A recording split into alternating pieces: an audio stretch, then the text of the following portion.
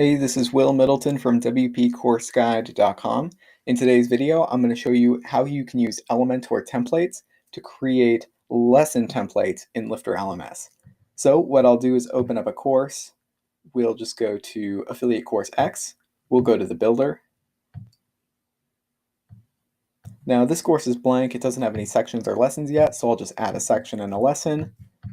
I'll just leave them as new lesson, new section for now, but I'll make sure we save the changes here. And then I'll open the lesson editor in WordPress.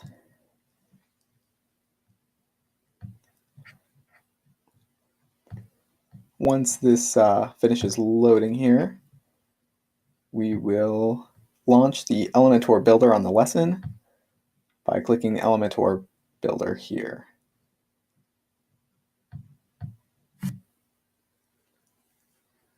All right, here we go. So what I can do to create sort of a template is add a section, and maybe you want all of your sections to be the same or the top of your lessons to have a similar look. We can do that here by, I'll just make some changes to the text color and everything to create something to have a template with. So let's say we might have like a heading and then a little subheading. This lesson is on ... Maybe we make this one H3 and then change the text color here. So if I wanted this to use this heading on all of my lessons, what I can do is head to these 3 dots or 6 dots here. I can go to Save as Template, and then I can give this template a name, Lesson Template LifterLMS. And then I'll save that. So now I can go into another lesson. I'll just update this for now. I can, let's say, add a new lesson. And we'll want to save changes before we have the option to open this in the WordPress editor. There we go.